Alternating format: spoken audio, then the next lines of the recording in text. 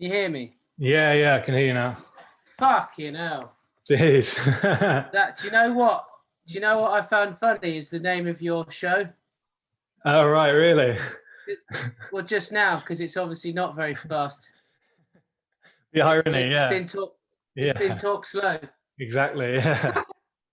Yeah, we just do this with every guest. So it's an on-running joke.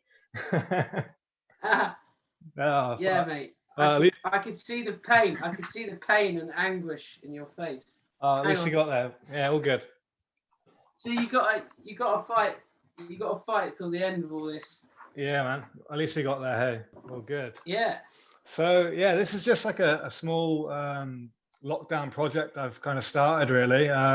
Finding new musicians and bands that I've got an interest in, and reaching out, finding a bit about the start of their journey and kind of where they want to take it, really. So Yeah, man. Yeah. With the people so far on the channel, I've been saying to them take it right back to the start, teenage years and stuff like that. Who are your biggest influences musically, and what sort of vibe are you going for back then?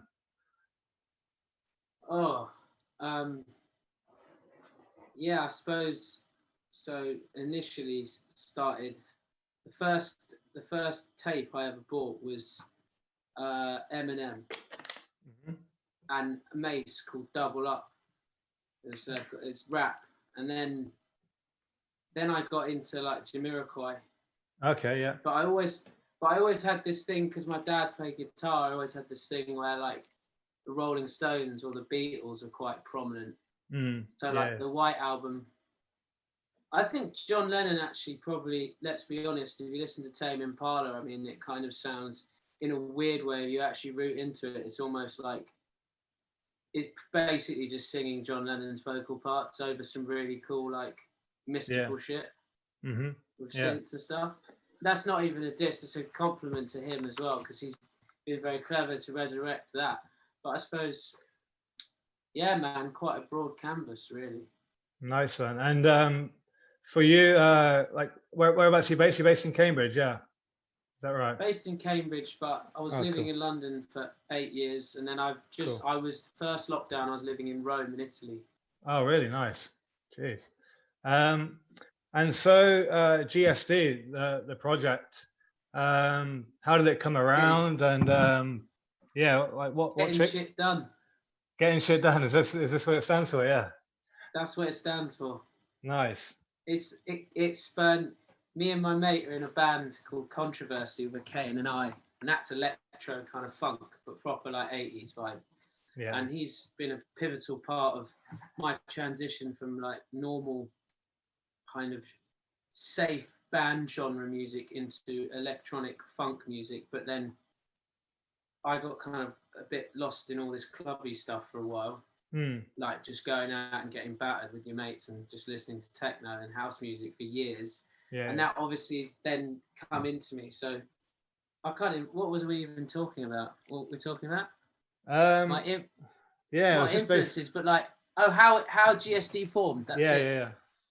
Sorry. And then, that's all good. Then basically we were in the studio and I was like, mate, we've got like 150 tunes on that hard drive and no one's heard them. And we were like, yeah, we're like legends in our own bedrooms. And just joking about for ages. Then we made this stupid song called GSD. Okay. And it's just the lyrics about getting shit done. And my ethos in the first lockdown, I was walking around Italy looking about and I was thinking, I've achieved nothing. I'm in 4 bands. I've done loads of tours. Yeah. And I've got nothing. I've just got nothing. And I felt so suppressed as an artist for so many years. I felt so trapped. Okay. And not even disrespectfully trapped to my other friends I've been playing with. It's just like the layers of it all that you have to go down. And like lockdown 2, I wrote like a few different albums for different genres of people and different stuff. And my production suddenly got going because I was on my own in this room. And when I came back from Italy, I just thought, I want to make a difference now. And then my missus was in America and I was sat downstairs on the sofa. I said, I'm going to put an Instagram post out announcing GSD as exists, and I'm going to say I'm going to do an album, record, write, mix, master, put out in 2 weeks. Oh, nice. And it spurred this weird creativity, and I just felt like I just hit the ground running on the first day, because Vertigo was the track that just made everything come alive, and I just went into this orbit. Nice one. And so that was obviously the first one that you created, yeah? Vertigo. Yeah, I had a couple of niggling ideas that were sort of pretty like Waiting for the Sun, the last track, and I had this other song that I did for this some surf footage, and I just really enjoyed the vibe. It felt really nostalgic, and I was like, I used to love these kind of like American sort of dream pop fuck you bands that just don't care. Mm-hmm. Yeah, and they've just been washed under a carpet of just nonsense that's flying about, and I really wanted to bring back a fresh. I like how a lot of your lyrics in a few of the songs they revert back to like your childhood or your teenage years as well, like good memories. Yeah, you've nailed it. It's a nostalgic childhood record, if I'm being honest. Sweet. It's one of those, a little bit of a nod to the past, you know. For sure, yeah. Sweet. So, and for yourself with GSD, like, have you had time to really think about how far you want to go with the project, or like what's the future hold for yourself with the project? Or mate, I am so humbled and blessed with what has gone on in the last 6-7 weeks of my life, because no one's got anything going on right now. It's savage out there. Yeah. And as artists, everyone's been put on a level playing field, and you can either post pictures of last year's gigs going, oh, that was great, I'd love to be there, or you can just get shit done and knuckle down. And I don't think it could have gone the other way. I could have produced the album and not been happy with it, and it not been, but it had a message, and the GSD thing has made me feel like a child again. I've had so much love from old friends. I've just been making stupid hoodies with gold faces on them and selling them, and just self-promoting myself in a way where most musicians hate doing it. They want a management team to come and pick them up and put them on a pedestal. Mm-hmm. And I've been waiting around for years, just sitting there, being like, I've got all this oozing creativity, and I don't feel like I could really like get it out. So it kind of feels like a lot of frustration. That's why it's very nostalgic, the record. I love singing about skateboarding every day. And I love singing about, there's a lyric in Galaxy Spiral that's super funny, because that's probably the most poignant about childhood. And like me and my best friend, who we used to skate like shit with each other, like, and I had this real cool crew of people, and our mums are best friends, and sometimes we would stop in the car. His mum would stop the car on the side of the road at a lay-by so we could have a fight on the grass. And it was just so funny, man. It would just be like this kind of like, just stop the car, we need to have a fight. And we get out and wrestle in the mud. And there's this song about, the lyric about, until our mothers chuck us out wrestling around in the mud and all that business. Like in Galaxy Spiral, there's a reference to that. Nice. And it's just funny. It's just happy, fun. Like, also, another really important message. I've had so much, like, people like looking over lockdown, like, oh, lockdown this, lockdown that. I don't even want to mention that, but I just want this record and everything I do to be about positive vibes. I don't want it. It's so easy to go and talk about the blues or like some negative shit that's going on. Like, I'd much prefer to channel life's sick, smash it, go up to heaven, fucking get bent, get out your mind, like explore. Yeah, exactly. Swim, whatever it is, anything. Just be happy. Sure. I like that. Pretty much. Definitely. So, that's kind of it. Perfect. And so, as I suppose I kind of asked you a bit beforehand there, like where do you see going with the project in 21 and beyond? But what, like, if you some of the artists I've spoke to so far have been a bit nervous to say like reach for the stars or anything. But what would your ultimate dreams be for the project? Would you say, oh yeah, what would your ultimate dreams be for the project? I've already, in my head, I've already now overachieved in a sense of where I thought this was going to go. I thought this was just going to be another thing that I put under the carpet and went, yeah, sound, that was fun for a few weeks. But I've ridden the wave with it, and it's been... So I put the record out on the 18th of December, and I basically... There's the first video on Instagram that I put up when I said, look, this is happening. And then I recorded for 2 weeks, and then I had to wait for the songs to be uploaded for 2 weeks, and then it was basically out, which was just nuts. So I had that little lull period of waiting for it to come out, and I was like, oh God. So I did all the cool videos and weird kind of stuff. But I now see it going in a way where I'm just like, if the wave carries on like it's been going, positivity and energy, as long as I'm playing, I can hear this type of music, you know, if I can sell out a small venue and it's pounding with people who want to dance, have fun. This is the first time in my life where I'm really not thinking about the live show right now, but I do know when it does come in, I'm going to have a lot of fun with it. Yeah, but definitely. It's going to be complicated for many reasons, because I was thinking, I'm going to do exact opposite. This project's about the opposite to what I've ever done. So like before, it's all about playing gigs. Now I'm just like, I prefer to get to the point where the buzz is ready to play the gig, and then I assemble a band, because like I'm playing the keyboards, and there's different keyboards, and then I'm playing the bass and the drum machines. Got this bad boy here, which I've just got. It's an 808 Rhythm Designer. Oh, nice. I'd love to be able to get on the stage and do stripped back gigs with this in like cafes or whatever. Okay. But like, we'll see. I'm just so delighted to be at this point anyway. Like where it goes is whatever. Like, let's just have it. Yeah, definitely.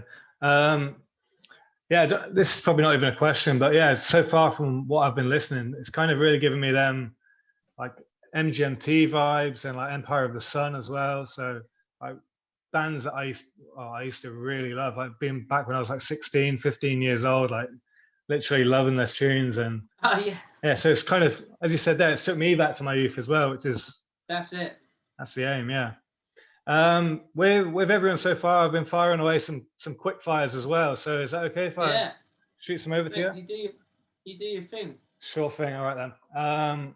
Okay, so first one up, we've got would you prefer being at home or on the road? At home.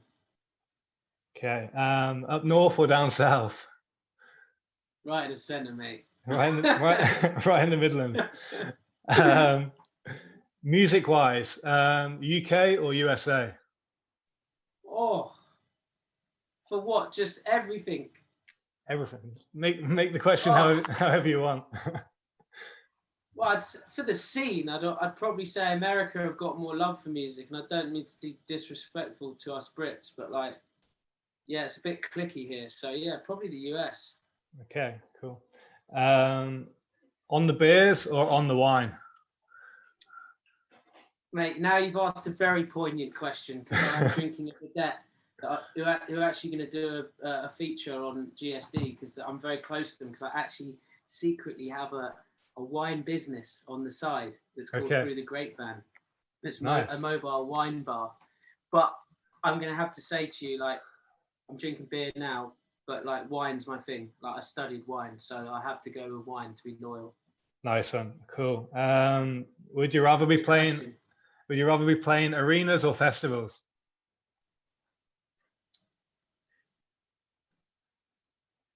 Arenas, baby. Nah, wherever is, both of those places have got a sick crowd, and like I could hear if I have one of those nostalgic sing-along moments at a festival. Cool thing about incorporating a lot of the synth lines with the old retro synthesizers that I've got featuring on every track called the Gen. It has those kind of, I can imagine people shouting some of the lines back, so probably a festival. Cool, man. Cool. Because everyone's getting lit and exactly. Having a great time. Here we go. By the ocean or in the mountains?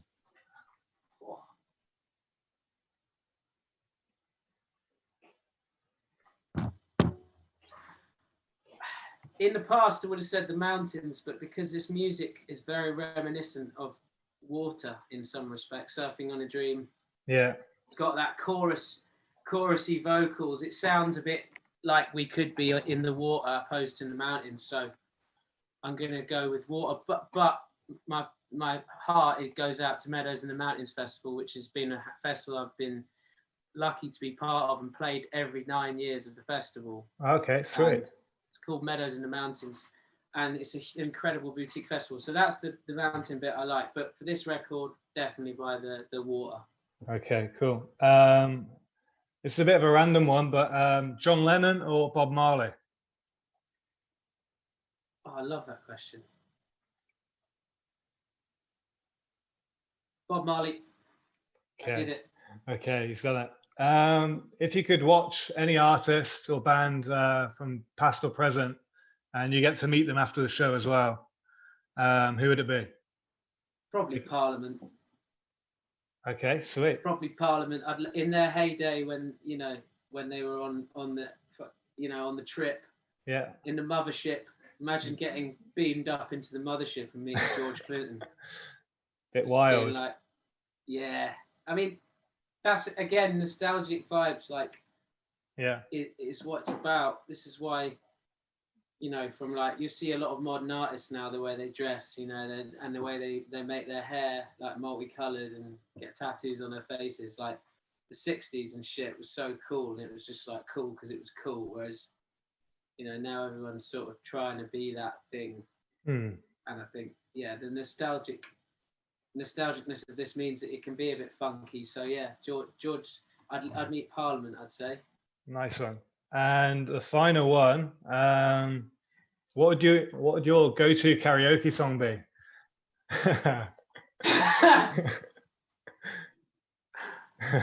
Fatboy Slim is fucking in heaven. Yeah. No, it wouldn't be that. If someone put me in a room and just said you have to sing someone's song. Yeah, you're in a bar getting lit with all your mates. They've all been up, and they're like, "It's your go." You're up. I think my mates would all who know me very well for music would disown me if I didn't do. Probably, it's a tough one between Paul Rodgers from Free and Bad Company, because when I grew up, I kind of idolized him as a blues singer, and All Right Now I can absolutely like drill. Whereas because of what I'm doing with GSD, every question, I'm sorry about this, I've actually realized I've said it's an oxy. It's all good. 50-50. It's all good. But like maybe a JK song, like one of the kind of like, yeah. I had a feeling you were going to go there. Yeah. It's always come. Virtual Insanity always came quite naturally to me to sing and move to, and oh yeah, because it's so swinging and so much movement, and yeah. So probably, but All Right Now would be my safe option. But if I'd been rehearsing, I'd JK out. Yeah, nice one, man. Girl. Love it. Well, Leo, GSD, it's been. I really appreciate your time tonight, man. And I know we had a bit of back and forth beforehand, but yeah, I really appreciate it. We got it. We got it done. We got it done, mate. We are definitely getting shit done. It's funny with getting shit done because I just like I'm now just I could say getting stuff done on radio and just be like read into it. Yeah, read into that. Yeah. Well, all the best for the rest of the year with the project. I hope to see it just like grow and grow and grow, hopefully. And yeah. Yeah, man. Let's just have it. Let's see what happens. And then eventually, well, obviously no rush, but eventually when the live circuit gets back and going, I'll be there and hopefully get an interview face to face, man. 100%, mate. Sweet. Sounds 100%. Good. Like I said, as soon as I saw your thing and what you're doing, I know we're both at the early stages, and yeah, it seems like you're doing a really good thing. And a lot of people, can't be bothered, but like I'm really into you know, this is fun. It's good to document. Yeah, exactly, massively. And I love, you know, you put out a post of me today, and I can see that it got quite a lot of, you know, fondness. Yeah, for sure. Yeah, I've had a couple of people message me and about the song today as well. So yeah, that's sick. What it's all about. Yeah. Oh mate, so important. Like Instagram, I've got a couple of people that I'm gonna end up doing some like projects with. Like I'm gonna there's a girl who might sing on one of the songs, and it's just about networking and respecting one another and showcasing art. Yeah, man. It's like you said before there as well, all about the positivity, and yeah, why not get behind people and give it your best shot. So yeah. Damn right. Well, thanks a lot for your time again, man. And mate, it's been an absolute pleasure. Cheers for that. All the best. Mate.